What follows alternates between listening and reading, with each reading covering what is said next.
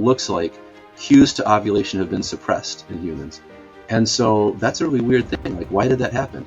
The other hypothesis that I really like is that suppressing these cues to ovulation is a way of allowing those subordinate males to invest, to stick around and invest throughout the cycle without the alpha males or the dominant males bullying their way in when the female's in the fertile time in her cycle, fertilizing her and then leaving.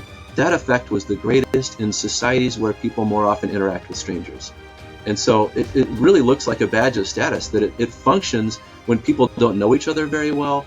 Then it's like, well, I pay attention to whatever information I have, even if it's not great. The quantity of mates increased our male ancestors' reproductive. That is, the quantity of sexual partners increased our male ancestors' reproductive success a lot more than it increased our female ancestors' reproductive success. So that shaped a mating psychology in males that was more interested in sexual opportunities, even if there's no long-term committed relationship. I suppose evolution was not as bothered about our sort of egalitarian ideas of what a perfect society should be. There is a condition that some people have that is deadlier than smoking, obesity, and heavy drinking combined, and that's being a male. Are men and women driving each other's evolution, or is there more to this story? Okay, that's a great question. So I think by driving each other's evolution, you mean that, there are multiple ways to interpret that, but one is that our mate preferences shape the characteristics of the opposite sex, right? And so that's what we call sexual selection. So, Darwin came up with this idea of natural selection, which was really just a metaphor to liken what nature can do to what people were already doing. There was a selection that was around when Darwin started writing and thinking about this stuff, which was the selection that breeders do if they want to choose cattle that produce more milk, then they breed those. And they knew that like begets like, that offspring tend to resemble their parents. So if they just bred the organisms with the traits that they wanted, they would get more of those traits. And so Darwin said, nature could do this too, and sort of metaphorically choose which traits to pass on.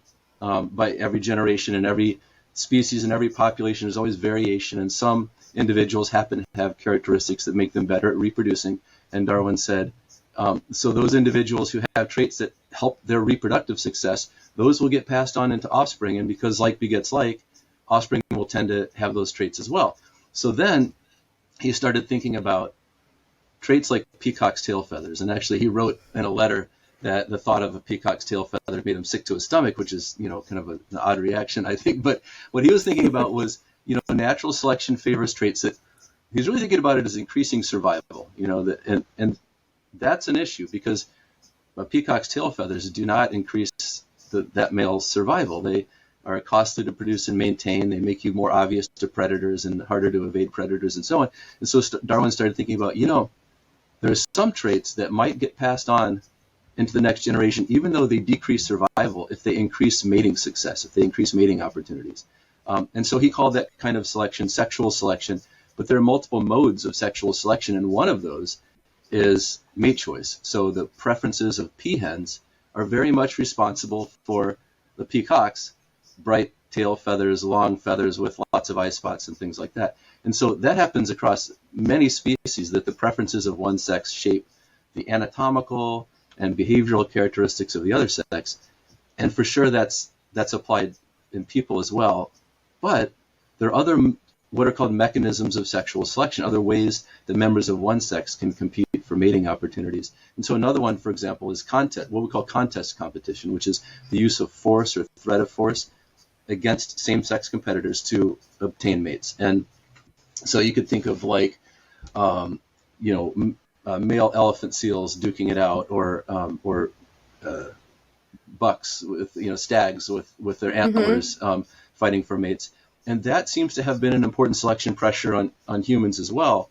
And so I would say, yeah, there's more to the story, and probably in human males especially, that, human males have traits that look like they're better designed for threatening competitors or actually winning fights than they look like sexual ornaments for attracting females. So so that's part of the story, but not all the story. Yeah.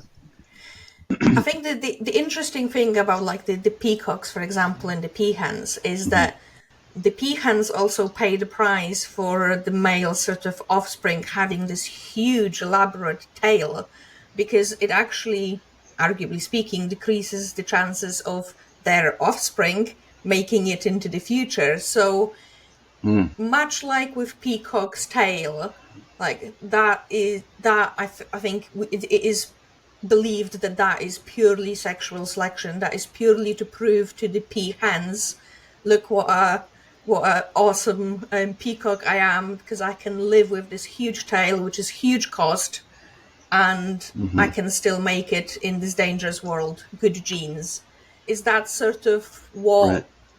how peacocks evolved, and then is that essentially how human males evolved? Because I think the understanding is common understanding out there is that women drive men's selection way more than the other way around. Yes. Okay.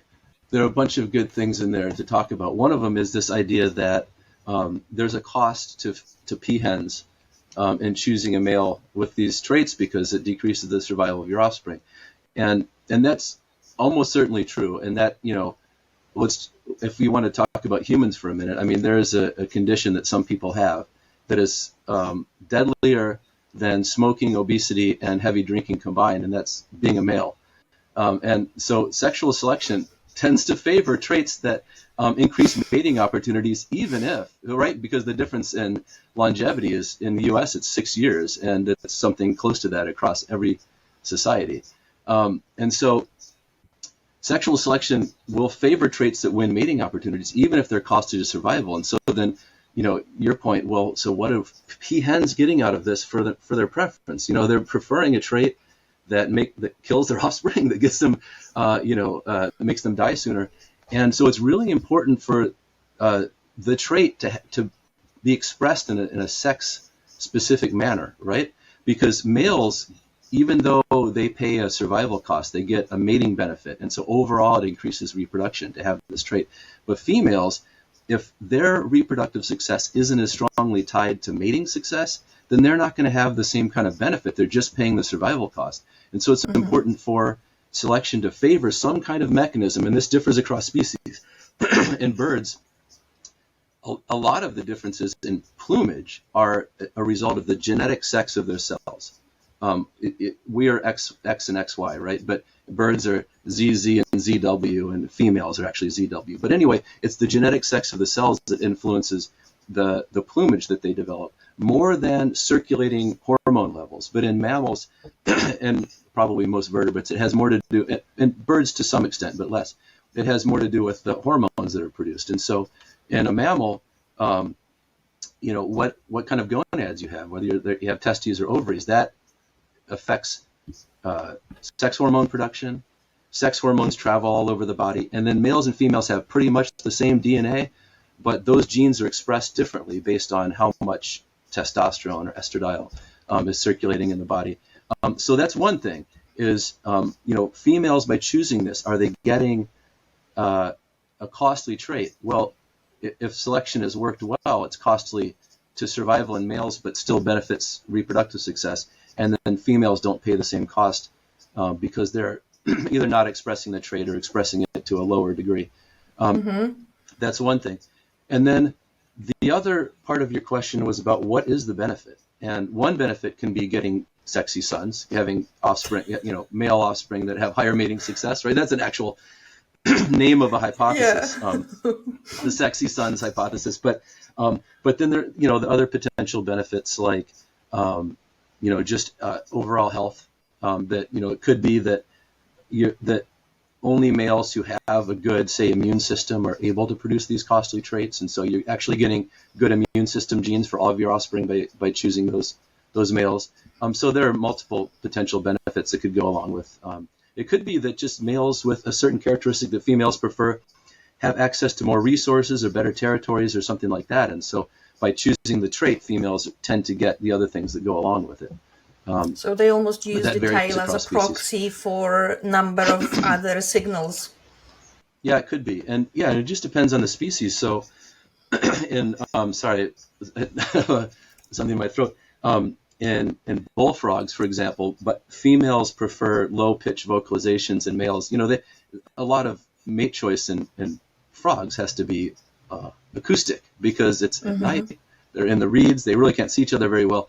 But males are, producing these sounds, and then females just kind of gravitate towards certain males.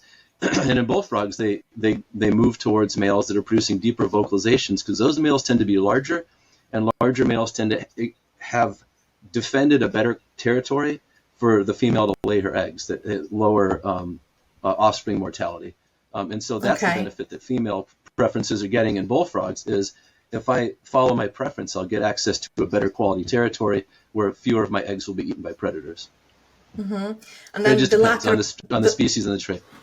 The latter part of my previous question was essentially then around, okay, is it men that drive female evolution more or the other way around, or do we just both drive it in different aspects?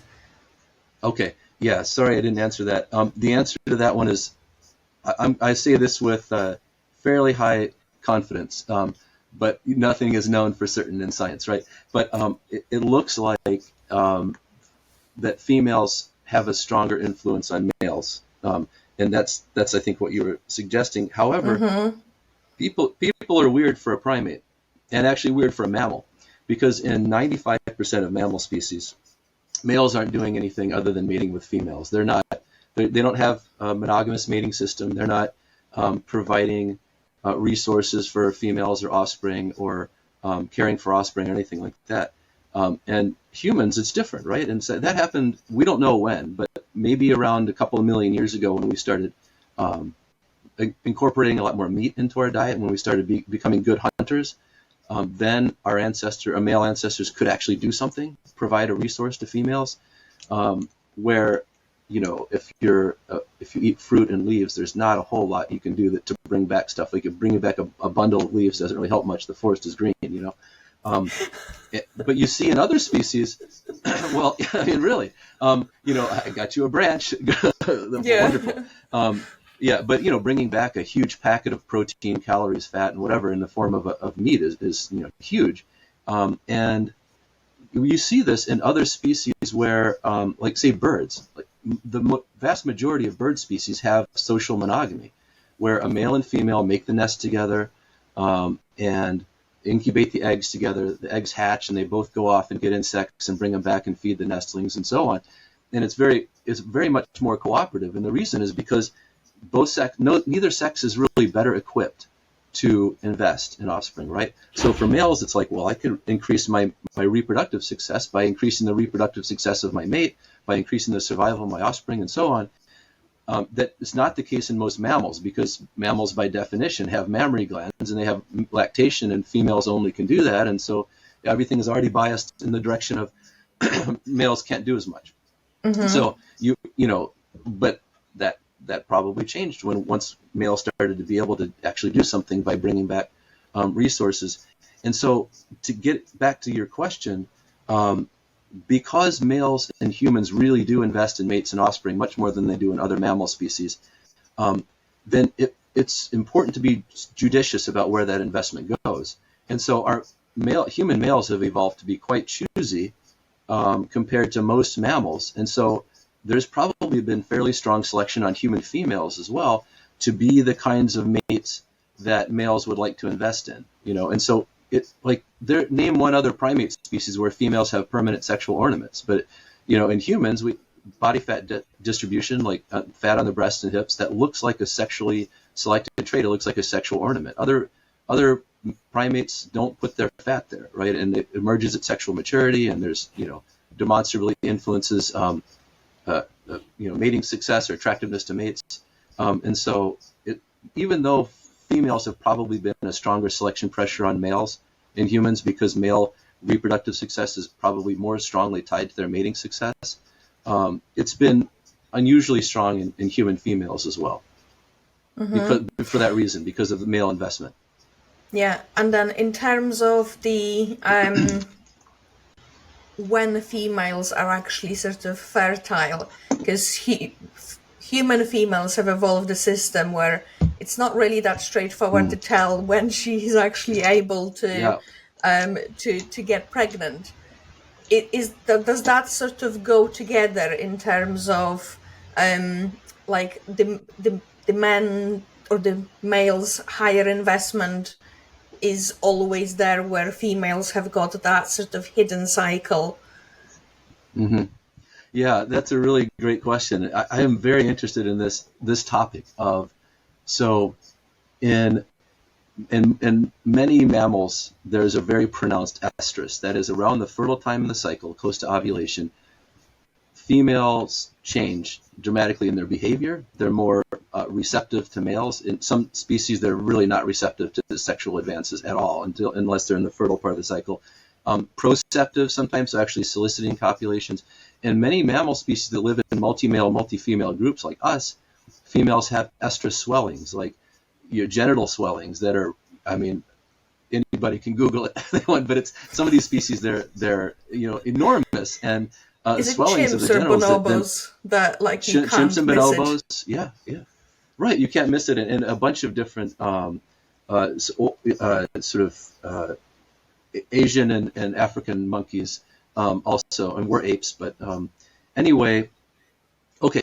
So multi-male, multi-female group living primates tend to have these big estrus swellings, and then even species like, say, gorillas that are close relatives. I mean, they're next closest after chimps and bonobos. Apparently, you can tell when a female is around ovulation, but they don't have such pronounced swellings. It's just more noticeable. But in human females, it's like almost completely concealed, right?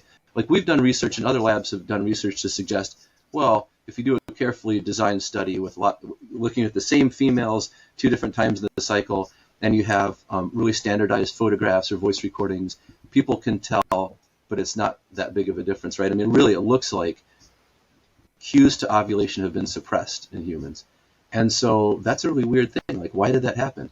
And there are a couple of theories. One of them, several. One of the leading ones is that it was suppressed to keep males around. You can't just mate and then leave because you don't know when the female's fertile. And so, this functions to, the male has to stay around to copulate and mate guard, and then as long as he's there, he might as well invest. That is a reasonable possibility. However, if our ancestors, imagine that we came from we have a common ancestor 6 or 7 million years ago with chimps and bonobos, a multi-male, multi-female primate. There's a good chance that there were genital swellings. That means that there was a good chance that males strongly preferred that, genital swellings at the fertile time of the cycle, that's when they got really interested in mating with females. So the way to keep a male around is to make yourself really unattractive by having no genital swellings at all. That doesn't quite sit right. And so another possibility is that in a multi-male, multi-female group, there are dominance hierarchies. Alpha males get more copulations close to ovulation, and more subordinate males may copulate, but the genital swellings are smaller, it's farther away from the most fertile time in the cycle, and so on. The other hypothesis that I really like is that suppressing these cues to ovulation is a way of allowing those subordinate males to invest, to stick around and invest throughout the cycle without the alpha males or the dominant males bullying their way in when the female's in the fertile time in her cycle, fertilizing her and then leaving, which would happen if in a multi-male, multi-female primate, if it were obvious when the female were ovulating. And you could say, well, why would the subordinate males stick around? Well, because they're not having great mating success otherwise. It's like, what should I do? Invest in a female or go off and try to get another mate? Their options for getting another mate aren't as great. And so it makes more sense for those males to invest, right? And so there would be selection on many males not to just, put a lot of effort into mating and to trying to get more mates, but rather put more effort into parenting and so on, and investing in a mate and offspring. And so suppressing cues to ovulation could facilitate that. It's a way of a female cooperating with a male who wants to invest by not making it obvious when she's fertile. As you're talking about it, I'm essentially starting to think whether it's also a part of the evolution that would drive bigger groups that could be successful and actually start share some of the load of survival, because Yep. like you can't just have a huge harem of 100 females and one male. And for that group to be particularly successful, if you're trying to build a really, really clever and intelligent ape, such as us, for example, part of the reason why we survive and I think evolved the way that we did is because we actually specialized. We managed to find sort of niches that we could specialize in and outsource some of the other tasks of the group. And I suppose to be able to do that, you have to have males, a number of males in the group, and number of females in the group. So then, arguably speaking, then the system where more males are able to be sexually successful is the sort of system that would help build that bigger group. Yes, I love that. So there's a good question about the sort of the origins of group level competition, because we see that in humans. In traditional societies, historically, groups of males have fought other groups of males, and we could call that warfare. But the way this, say, in horticulturist societies in South America, the form this takes is raiding, where males will get up, and it's often there's like feuds back and forth, like they raided us 2 years ago, and it's time to this has been bubbling up, and we're ready to get exact revenge. Group of males will sometimes travel for days to the other village, sneak up, and it's not a pitched battle. It's usually like at dawn when everybody's still sleeping, or they try to like get the jump on them, fire some arrows, kill some enemies, and abduct some females. And this is something that has historically, it looks like in all continents that there's been some kind of pattern like this. And so you can say, well, how far back does this go? We don't know. We do know, though, that chimpanzees have this kind of group level competition where groups of males will sort of patrol a territory. And if there's a male from another group, especially an unguarded male, like just one male, then they'll attack viciously that male. Also sort of abducting females. Given that chimps are our closest relatives, you might say, well, then it's been around since, before our common ancestor with chimps 6 or 7 million years ago. Bonobos don't do this. So we don't know whether bonobos are independent. So, if you can think about the evolutionary tree, it's chimps and bonobos, their common ancestor, separated from our common ancestor with them. 6 or 7 million years ago, then they split off sometime. It was much more recently. I don't remember the number, but something like 1 or 2 million years ago. So it could be that bonobos independently evolved away from this group level competition. I don't know, but okay. So there's this idea of a group, and then the idea of needing more males in defense against other groups of males. And you're right. I mean, that kind of selection at the level of our group against another group would favor things that improve cohesion within the group. And one of those things is, well, is there some way that we can minimize within group competition or the results of that competition so that we're more effectively cooperate against other groups? And one anthropologist suggested that marriage is a conventional solution to contest competition. I like that phrase, a conventional, that we'll agree on this, that we will recognize that that's your mate, and I will, nobody should interfere, and that allows us to get along better so that we can be successful in defending our group from other groups and attacking other groups and so on. So I think that has been a really important selection pressure on people, especially because we do have this sort of really strong group cohesion dynamic in people. There's another part of your question about specialization. I'm not quite sure. There are all kinds of things that you could mean by specialization. And also, anyway, let me just stop there, and I want to make sure I clarify whatever parts of your question I didn't get to. I think it was more like trying to sort of figure out, like, chimps don't live in like 500 or even 2,000 strong groups. Right. So there was something about the way that we've sort of branched off from these guys that allowed us to build these massive communities that, you know, comparable to chimps, for example, or bonobos. We can build the villages where you would have, I don't know, 200, 300, 400 people living together. And the way that it seems to me that it was made possible was because they were specializing in slightly different things. So as a village, as a cohesive group, every male or part of the males, group of males was doing something different, whether it was farming, whether it was hunting, whether it was defense of the territory. So they were kind of just doing completely different jobs just to be able to sustain that bigger group. Yeah. So the kind of, let's say, vocational specialization that you tend to see in forager societies mainly breaks down along the dimension of sex. That you know, if you have specialization, it's so. For example, if there's one sex that hunts bigger game, or if there's one sex the only sex that hunts, it's males. If it's one sex hunts bigger game, it's males.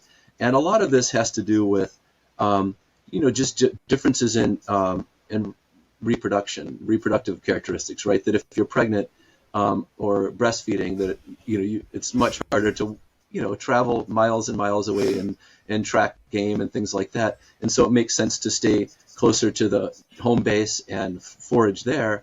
It's not that females don't hunt, because they do, and across a, you know, variety of societies.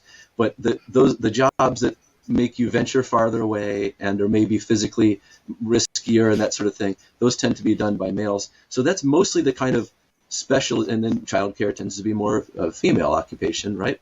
And so when we move away from that, it's really with when resources become a lot more stable and reliable, then if you've got good resources, then people can afford to do things other than subsistence. So with farming, for example, you have surpluses of food that can be stored, then people can do other stuff. But I don't think, you know, I'm not an ethnographer, and you know, some of my colleagues I wish they were here right now, because they would, you know, list 1, 2, 3, 4, 5 societies. It would be great examples. But my sense is that you don't have that kind of vocational specialization until you have at least sedentary societies, which can be hunter-gatherers. In other words, they don't have agriculture. They just have a very stable, reliable food source that allows them to stay in one place. Or agricultural societies. Then you have just more job specialization, and you tend to see increases in group size, because, you know, we really don't know exactly how big hunter-gatherers were, say 10,000 or 20,000 years ago before agriculture. But, you know, yeah, like you said, maybe 100 or 200 people in a group. But then with connections, and those groups were fluctuating too. People can go from one group to another, and they might congregate sometimes for, you know, months at a time with other groups and groups of thousands and so on. But the sort of modal group size would have been something smaller than we see today in most societies, like, you know, in the low hundreds, I would say. Okay. And that's, you know, much bigger than chimps, but, you know, comparable to like mandrills. You know what those are? Those African monkeys that, if you ever seen Lion King, you have kids. I don't know if they've seen Lion King yet, but Rafiki was a mandrill. So yeah. Anyway, they live in big societies too, of hundreds. Yeah. Then would that be sort of the evolutionary sort of convergence, when the similar pattern has evolved, but not sort of not through the same ancestor, because these monkeys would be way further out, and it's not what we see then in all of the monkeys. Yeah, that's a great question. That's an example of convergence rather than having the same characteristic, because they have a recent common ancestor, right? So there's sort of two species can share similar traits. One is they just have a recent common ancestor, and so they inherited it from that same ancestor. Another one is similar selection pressures, natural selection, sexual selection pressures operating on distantly related species can cause them to come to resemble one another. So if you think about like sharks and dolphins are separated by hundreds of millions of years of evolution. Sharks are fish, and dolphins are mammals, and came from a land mammal that was some kind of carnivorous land mammal, kind of a bear dog thing. And yet they look really similar. Sharks and dolphins, right? Prominent dorsal fin, fusiform body shape, powerful tail fin, pectoral fins, long row of sharp teeth, similar coloration. Why? Because if you live in the ocean and you feed on fish, then there's a certain phenotype, a certain body plan that works well, and selection shapes the organism to have those characteristics, even if it's very distantly related. So the fact that mandrills and humans both live in really large groups probably has more to do with convergence than any recent common ancestor, because that was tens of millions of years ago. But let's see, there was a separate part of this question that I wanted to address. You mentioned something about sort of mating structure related to male defense of females, and the typical pattern, I should say, in primates is, I guess, actually more broadly across animal species, is that if females are widely distributed in the environment, females distribute themselves basically according to natural selection pressures, like getting food. Okay. Yeah. And they might clump together for various reasons. They might live in a group because of protection from predators, more eyes and ears to detect predators or mobbing predators. They might live in a group because it helps them get food and competition with other groups. Females distributed themselves basically according to natural selection pressures, food and predators and so on. And then males distribute themselves according to females. And so if females are widely distributed, then you have a different kind of mating structure. Like males might try to have a territory that includes the home ranges of multiple females, or you might have a monogamous mating structure, or males might just wander around trying to find females, mate, and then go try to find another female. If females live in groups, if the group is small enough, a single male can try to defend that entire group. That's what you see in gorillas. It's like one male, maybe two males if it's like a male and his son or something. There's something, but one male can defend an entire group of 5, 6, 7 fertile females. If the group gets too big, and really that's selection on females, what's the benefit for them? Some kind of natural selection benefit. If the group is too big, then a single male can't defend all those females from all the disenfranchised males out there wanting to have a mating opportunity. And so then you tend to see the evolution of multi-male, multi-female groups, where a male's mating success is determined by his position in a status hierarchy. Females also, by the way, have dominance hierarchies in a group, and they tend to pass the dominance on to their daughters and so on. But males have it, and that has to do mostly with getting food, and like defending food and sharing food and things like that. For males, it has to do with mating success, and so higher ranking males who have won more fights, they have more fertile matings. So in chimps, for example, the alpha male really monopolizes copulations around the fertile point of the cycle, and other males might mate, but it's farther away from fertility, lower probability that will result in conception. So anyway, okay. I wanted to address that question about group size and mating structure. Yeah. Okay, lovely.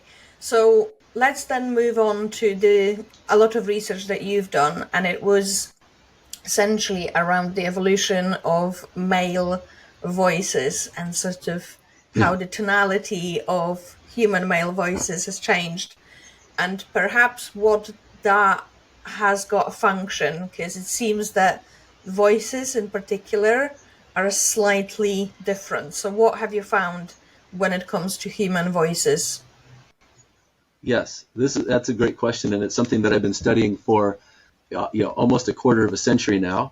And I'll just say this: I first of all, when I started studying all of this stuff, I had no special interest in sex or sex differences beyond what a normal person does, I don't think. I was interested in understanding human behavior and sort of how we got to be the way we are. And it just, as I started studying, it became clear that there was a good, strong body of theory and research related to sexual selection and then sex differences resulting from that. And I think because, natural selection more strongly can change traits or modify traits in a population, the more linked the trait is to reproductive success. And so many of these things related to mating and so on are so strongly linked to reproduction that it was easy to make predictions about traits and sex differences and so on. So that's how I got into this. And then with voice in particular, I was sitting on a bus in Pittsburgh thinking about, I've been in grad school for a while and I've tossed around some ideas, but it's really time for me to figure out what I'm going to do for my dissertation, And so I was thinking about it, and I thought, okay, I want my research to have one or both of at least two characteristics. Do some real good in the world, like have some medical relevance or just help people, and or be new, be something that people haven't really done much on. And I was interested in sexual selection, and I thought about the voice, and I thought, man, this is something that is this huge sex difference. So at puberty, boys and girls don't have a difference in voice pitch, for example. And then somewhere during puberty, males' voice drops a full octave, right? So their fundamental frequency, the rate of vocal fold vibration during phonation, is half what females is. And we know, like, at a sort of developmental level, what causes this. Testosterone levels go up. Testosterone travels everywhere in the body through the bloodstream. And anywhere that there's receptors for that in those cells, it binds to the receptor that affects gene expression, that affects the development of the tissue. That includes the brain and, muscle and everything. And the vocal folds are skeletal muscle, like biceps and triceps. And so they grow bigger and thicker under the influence of testosterone. So at puberty, males' vocal folds grow long and thick. And if you've ever looked inside of a piano, the low keys are the ones that are the longer and thicker strings, right? That when you push that note and the hammer hits that string, it vibrates more slowly, and we perceive that as a lower pitch. So we knew all that, but that doesn't answer the question of why. Why have we evolved to respond to testosterone by growing long, thick vocal folds instead of growing antlers out of our heads or something else, right? I mean, why do we have that particular, or long trains of tail feathers or whatever? And so that's what I thought, there really hasn't been much done on this, and I think this could be a good model trait to try to understand human sexual selection. So that's what got me into it. I thought, it emerges at puberty. Sexually selected traits tend to appear at puberty when they can start paying off in terms of, mating benefits. When if they're a costly trait, don't develop it, before you could use it, right? So puberty. Yeah, right, yeah. And so, it's got to be related to attractiveness, to low male. It seemed like a male trait. Like you could say, there's a sex difference. Maybe there's been strong selection on females to have a high pitch.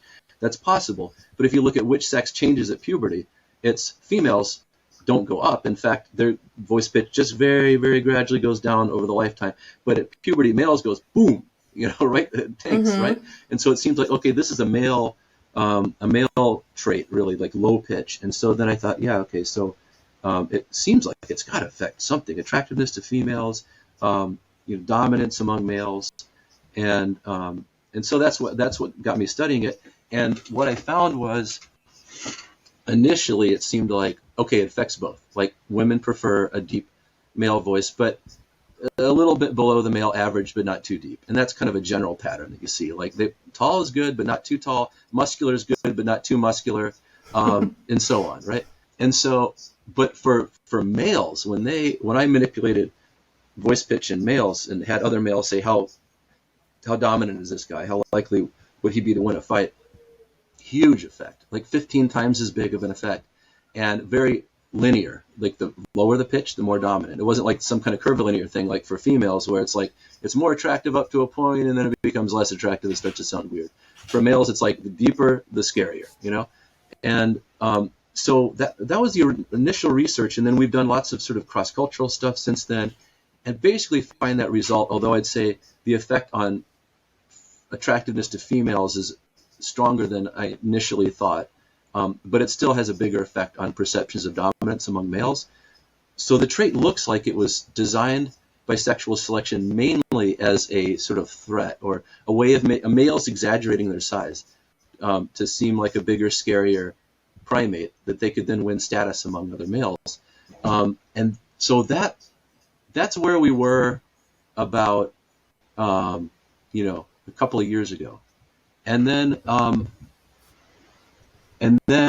we started studying research. We started studying non-human primates, and then I did a cross-cultural study to test the idea that maybe what a low voice pitch is like a badge of status. And this gets back to group size, okay? Because you were asking about group size. Some animals, birds, mammals, males have what is called a status badge. And it's like, it's a scary, it could be coloration, but it's a physical characteristic that makes them look intimidating to other males and helps them win in a contest that the male that has the more prominent badge will probably win, the other one will leave without fighting. When do those evolve? Those evolve in animals that live in big groups or that interact with strangers. If you live in a small group where you know everybody, then you rely on personal knowledge of them. You've seen them win fights, you fought them, you've challenged them yourself, and so you have individual knowledge of your competitors, and that's what you use, because that's a way better information. If you interact with strangers more often, then you see the evolution of these status badges, because it's like, well, I don't have this great individual knowledge of all these individuals, but if they have something that's correlated, even weakly, with status, I have to pay attention to that because I have no better information.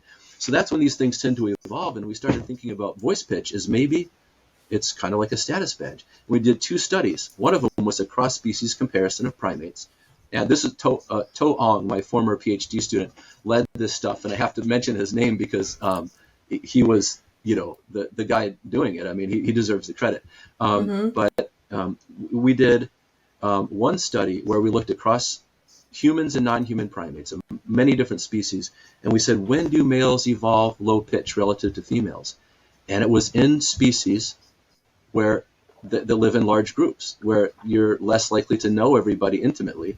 And so status badge would make sense there. That was one. And then we did a cross-cultural study of dozens of human societies where we actually went out and we, with an iPod, and we said to people, you want to participate in the study? And they did, and put on headphones. And then for the males in the study, they listened to the same pairs of voices, the same guy's voice, but manipulated in pitch. Sometimes it's the higher one first, sometimes the lower one first, all randomized across within and across participants and so on. And we just asked, like, how likely would this guy, which one of these would win a fight? The first one, the second one, or which one would be more respected and more of a leader? And what we found, well, not surprising that the lower pitch tended to be chosen as the one that would win fights and a leader and so on. But that effect was the greatest in societies where people more often interact with strangers. And so it really looks like a badge of status, that it functions when people don't know each other very well. Then it's like, well, I pay attention to whatever information I have, even if it's not great. Because voice pitch is not really a great predictor of, it's correlated with height, it's correlated with testosterone and stress hormone cortisol and physical strength, but these are pretty weak relationships. But it's better than nothing, and people tend to rely on traits like that when they're when they're interacting with strangers more. So anyway, does that? I think that gets at your question, but I can't remember. One more thing I wanted to say. Go ahead. No, I just find it really interesting when you said that, like, for males, that is the big sort of signal, but there is a trade-off for the really big macho guy, because females don't like really extremely sort of low voices, so it almost de-incentivizes the being the alpha, if you like, or being the guy with the deepest voice in the society, even though males use that to sort of as an approximation of the sort of where they stand on the status ladder. Right. Yeah, that's right. So if you think like, if an even deeper voice than the average male voice is more dominant, if being even taller, if being even more muscular, then why aren't males and humans more muscular, more taller and have deeper voices and so on? There's other selection pressures working against it. Some of it is female preferences, right? That suggests that the preferences of our female ancestors were an important selection pressure on males' traits because they prevented them from going even farther in the big scary direction, right? Another selection pressure working against those that I already mentioned is the ecological selection or survival selection, that these traits are deadly to males. And so tall guys don't live as long. And we know that that males in general don't live as long, right? But if you castrate a male, like castrates, they live longer.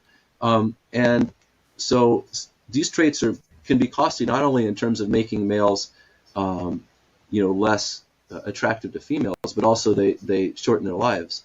And so those are some selection pressures keeping our sort of masculine traits from going even farther in the other direction. Yeah, from but something else that I wanted to mention. Yeah, runaway. Yeah, exactly. Yeah, and that's the runaway sexual selection is another name for the sexy sons hypothesis. But another thing that I wanted to mention is that status in humans has a lot more to do with social skills and working with others than in a lot of species, right? In some species, it's just fighting. It's just like be big, strong, and scary, and win fights. That won't get you very far in a human group.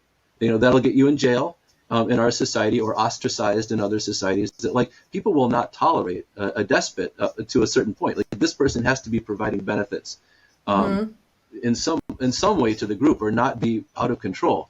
And so that's another thing that sort of works against just being like, I can win all the fights, therefore I get everything, everything that I want. Yeah.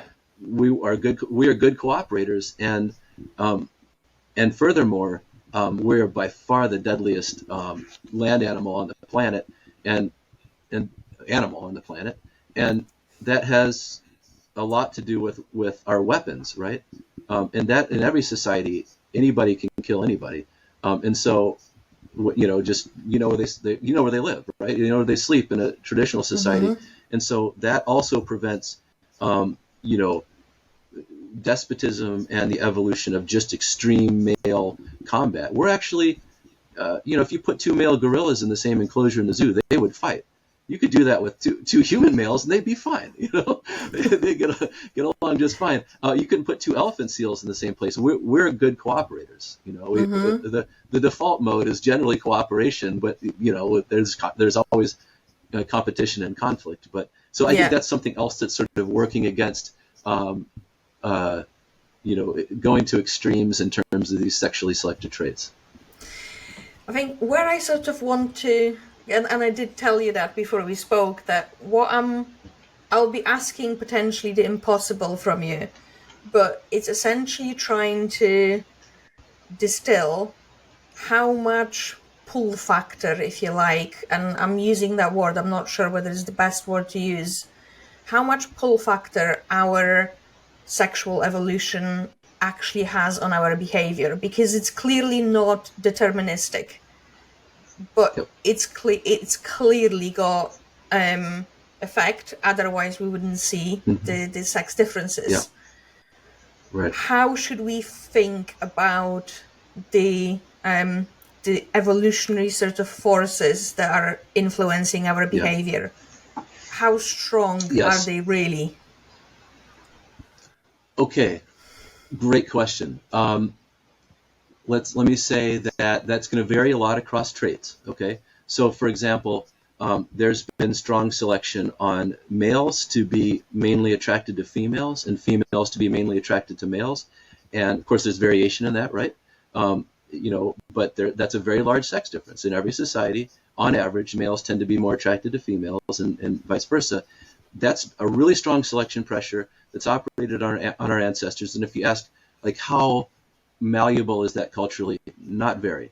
There have been some pretty medieval attempts to change people's sexual orientation in the past, and they don't work.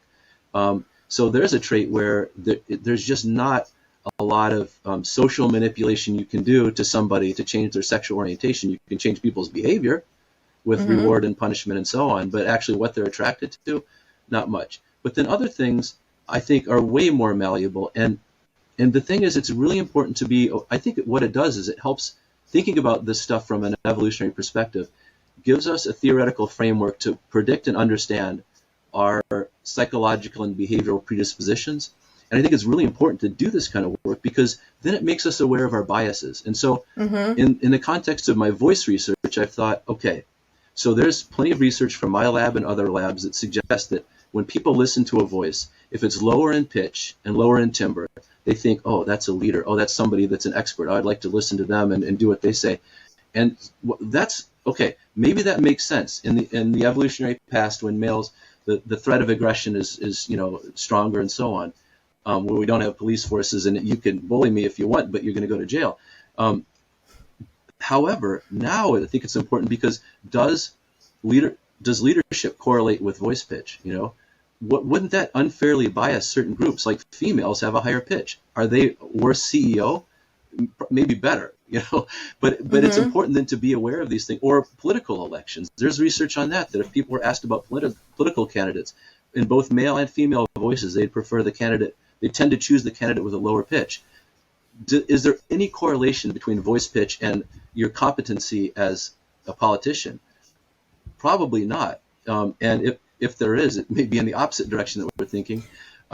But either way, it's important to bias these things, to be aware of these biases, right? So that then we can be conscious of them, and if it doesn't serve our purposes, in, like, say, selecting a good political candidate or a good leader of an organization, then act against our biases.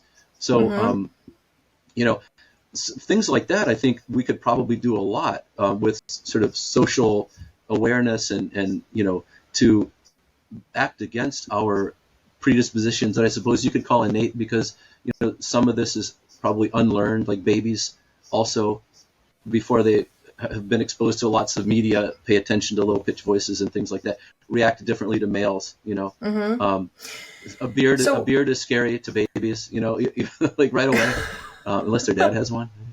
Yeah. I noticed that, like, when my kids were little. Okay, moving on. No personal anecdotes. No. I mean, I will let you finish, because my partner has also got a beard, so I'll be interested to know whether it took our son like a couple of weeks to figure out whether that was like a monster trying to eat him, or whether it was actually safe. But my question, I suppose, was: do we then know if, for example, there is any correlation between lower pitch of voice in males and then perhaps like higher rates of infidelity, if there is a link to like the testosterone, for example? There might be a relationship. It's really weak, so it's probably not like, oh, my partner has a low voice, therefore he's going to cheat on me. It's probably like a very low predictive value, right? There's a lot more that you could be paying attention to, like how much time does he spend away, that he's not telling me where he is. But anyway, probably the evidence isn't great for that one. There's at least one study that found that guys with lower pitch reported, perceivers reported that guys with lower pitch, they perceive them as being more likely to cheat. Okay, but that doesn't mean that the guys were cheating. It just means that's the perception. There's other research, like there was a study on opera singers many years ago that the basses had more sex partners than the higher pitched singers. And then we've done research in a couple of societies finding evidence that, like, say in the US, we found that guys with a lower pitch had more sexual partners in the past year. That doesn't mean they're cheating, however. And those relationships aren't especially strong. I mean, when you think about people's attractiveness, their social status, any sort of outcome in humans, there are going to be many, many variables that each one's have sort of relatively minor effects in you, and the outcome is the sum of many things interacting, right? So if I had to guess, probably there's a weak relationship between having a lower pitch and being more likely to cheat, if not just because probably those guys have slightly more opportunities. And it's related to testosterone, and testosterone affects mating psychology as well. I don't think I wouldn't go around spotting the cheaters by measuring their voice pitch. So probably not going to be very useful. Yeah. There is another thing that I want you to sort of help me think through, and this is something that comes from sort of the red pill and the black pill community of males, which is essentially around the men's right to choose, which is essentially sort of selective, being able to opt out of the parenting and not be held responsible for it. And I had a really good conversation with George, he's sort of the activist for men's rights, and he didn't really have like a really strong opinion that yes, this is something that we have to do, but he was definitely like a little bit more pro, and I was like, absolutely no way. I think that it would just, with the small differences that we do have, small sex differences that we do have, it would produce disproportionate negative consequences for the women and for the children, not because of your average guy, but because of the guys at the sort of the extreme side of the spectrum. Yeah. So essentially for me, it was like, okay, men technically have got two successful mating strategies. High in numbers, low investment, low in numbers, high investment. Technically, from actually like getting your genes to like the next generations, both of these could work. Perhaps not for all males, but you know, at least that there is a possibility there. Females don't really have sort of two different ways of raising kids. Like that, they are high investment, full stop. And then there is the higher sociosexuality. So, am I putting too much, by saying essentially that I don't think that men should have the same rights when it comes to sort of, let's say, the men's right to choose as women, and let's not go into morality of abortions at all, it's just sort of the mechanics of it.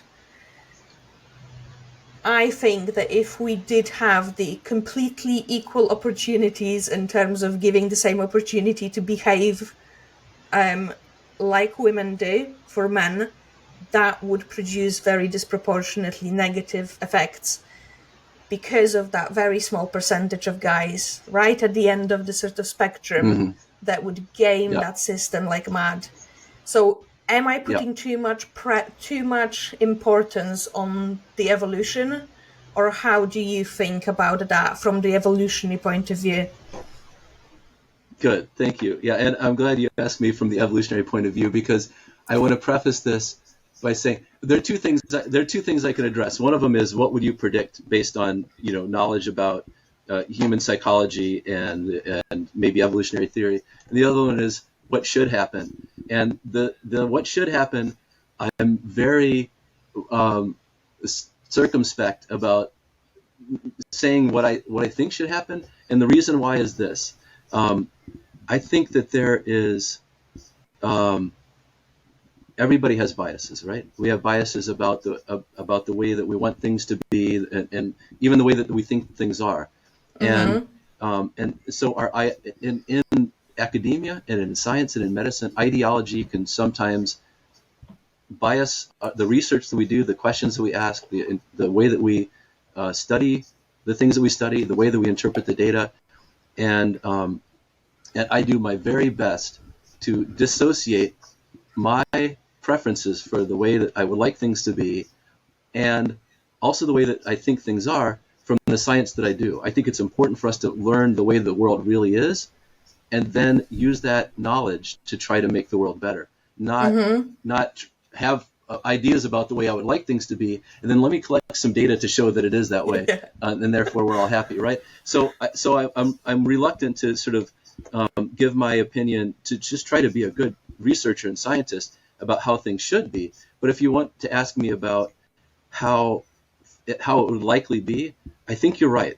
That, so there is a sex difference in what's called sociosexuality, that is interest in uncommitted sex. And this makes sense because, as you said, for our female ancestors, having a higher quantity of mates would not really increase their reproductive success at all. Like a female with 10 mates cannot have 10 times as many offspring. She can have one per year, roughly, or less, right? I mean, if you had unlimited resources, so you could, get pregnant really soon after having the first one, because that can happen, right? You can get pregnant sooner if you have higher quality resources. But let's say 1 or 2 years, having 10 mates, not going to increase the reproductive success. A male having 10 female mates could have 10 times as many offspring because he's fertilizing all of them, right? So the quantity of mates increased our male ancestors' reproductive, that is the quantity of sexual partners, increased our male ancestors' reproductive success a lot more than it increased our female ancestors' reproductive success. So that shaped a mating psychology in males that was more interested in sexual opportunities, even if there's no long-term committed relationship. Okay, that's the first thing I'll say. And if you ask people about this, like you administer a questionnaire that gets at their desires, attitudes, and behaviors toward uncommitted sex, you see a sex difference, that there's substantial overlap, but there's a consistent sex difference in every single society, that males on average are more interested in uncommitted sex. However, that's a questionnaire. And I use questionnaires all the time because I think that I ask this and there's some relationship between what people say that they would do, or what they think or what they like, and what they actually would do, think, and like. But it's not perfect because we have biases. And so we could say, I want to present myself this way. I'm not as much of a philanderer as I think as I might really be, or no, I'm much more open to things and so people have biases, including like the way that they like to present themselves, that then could minimize the sex difference in a survey. Though there's one study that I know of, I think one study that's been done, that actually looked at this in nature by having research confederates, decent looking male and female confederates, approach a person of the opposite sex and say, hey, it was on a college campus. I've been noticing you were on campus. Would you like to, and then they ask one of three things: have sex, go back to my apartment, or go on a date sometime. Mm-hmm. And the sex difference, in 0 women said they would have sex with a guy. 72% of guys said that they would have sex right now. And she never met her before in their life. Just, you want to have sex? Let's go have sex. And many of the guys who had to be recorded as saying no were like, oh, I got an exam. Can you just wait 1 hour? Or I've got this stinks. I've got a relationship, but I've got a girlfriend, but maybe do you give me your number? And if that doesn't work out or something. So I mean, even the 28% of guys who had to be recorded as not saying yes to this, many of them clearly said that they would like to. So and that sex difference was enormous. Like, let me do the math here. 4 or 5 times the size of the sex difference that you see just by asking people, mm-hmm. right? So if people actually think that their answer right now has a real consequence, either I will go have sex with this person right now, or we're not going to have sex right now, then the sex difference is massive. So getting back to your question, do I think that there would be this effect, that there would be a lot more guys out there who are perfectly willing to have uncommitted sex and leave and not invest in the woman and her kid, their kid? Yeah, I do. I think there would be that effect. And we can easily decide whether we think that would be good for society, for children and that sort of thing. I'm reluctant to weigh in on that one just because... I suppose evolution was not as bothered about our sort of egalitarian ideas of what a perfect society should be exactly. Now, I know we are sort of getting to the time when we need to finish, but I have to ask you this one, really quick one. Okay. Why women have got orgasms, and why the hell multiple orgasms as well? Because bearing in mind the difference between men and women, I could see an easier argument to be made that it's men who should be able to have multiple orgasms, not the other way around. Yeah, if you have to ask, you're not doing it right. No, I'm just kidding.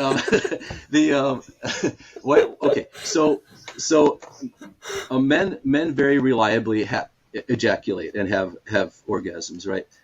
And so there's been this evolutionary question of, but it makes sense, right? When a male has an orgasm, he ejaculates almost always, and that's critical to reproduction, right? He's not going to leave offspring if he doesn't get sperm into the female. But the question is, but why do females have orgasms? Like, is it just, it's been likened to males having nipples. Like, there's a clear adaptation in most female mammals, except for the monotremes, the egg-laying mammals. Females produce milk, but it goes onto their fur and the babies lick it off. But beyond that, female mammals have a nozzle. It makes sense. Babies can get the milk more efficiently, and less of it, spills or gets wasted. There's an adaptation there. It links the mammary gland right to the baby's mouth. Why do males have nipples? Well, they don't in all mammal species. So it depends on when in sexual development males and females diverge, whether males in that species have nipples or they don't. They do in humans. And so that's been suggested, look, this is just a byproduct, right? There's no function in males. It's just that they share development with females. And so it's just a byproduct of an adaptation in females. Orgasm in females has been proposed as a byproduct of orgasm in males, that it's a functionless consequence of there being strong selection in males to have orgasms, and that's it. However, when I was a postdoc in neuroscience at Michigan State, I was asked to review a book on this topic, and I knew of the topic. I knew the debate, whether it was whether orgasm was adaptive in human females, whether there was some selective advantage to it, or whether it was just a byproduct. But I didn't have an opinion, and I didn't know the research well enough. And I thought, hey, cool, I'll review this. I'll write a book review. I'll learn a lot about the background, and then plus I'll get a publication. Yay! And so at a time in your career when you're like, the more publications, the better, and so I did that, and I finished the book feeling more confident that the author was wrong than when I began the book, because it felt like all this information was being presented to sort of say, oh yeah, it's probably this evidence that it's a functional adaptation in females. There's this problem with this study. There's this other problem with this other study, and really it seems like a byproduct. And I thought, well, that's kind of nitpicking. Like, no study is perfect, and overall, when you look at the evidence, it looks like there's a function, and there are multiple possible functions, but one of them is a mate choice function. That in the same way that females are pickier about their sexual partners, right? Like, males will have sex almost with any time a female comes up, right? The study is done. It was decent looking female. Let's say, yeah, I'll have sex right now.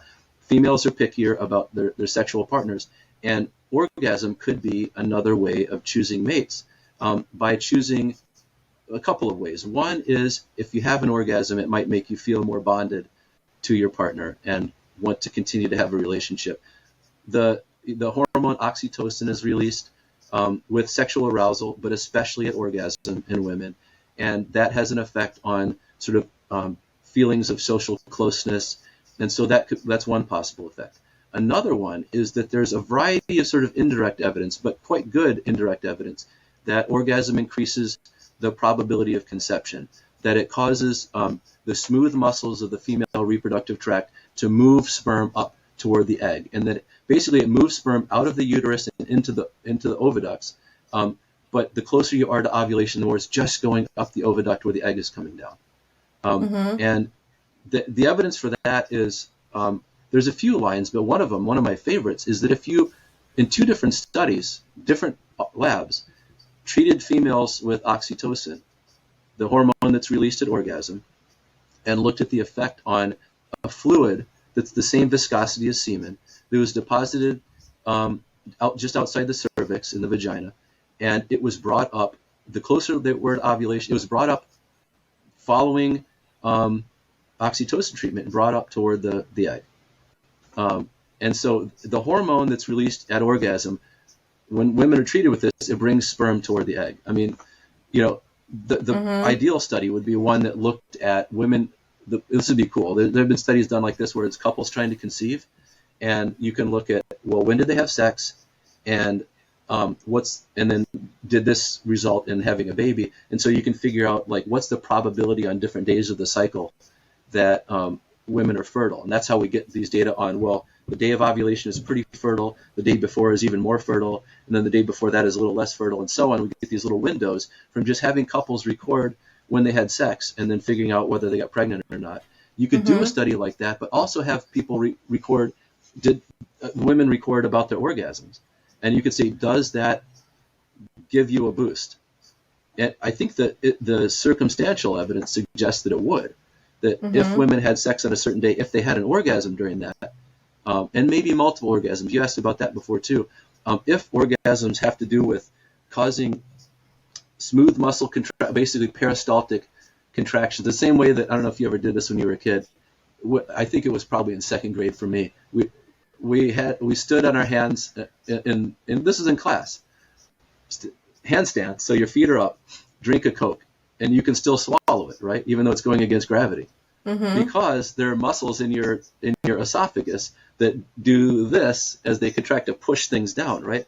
Well, that's the same kind of stuff that in the smooth muscle contractions in the female reproductive tract that move sperm up. And so probably, one orgasm does that pretty well. Multiple orgasms may do that even better. That's my guess, is that it's functional. It's a way of either choosing long-term mates by making you feel closely bonded to them, and or choosing sires by increasing the probability of conception. So that means that some males should be better at giving orgasms than others, that it's a way of selecting. Yeah, go ahead.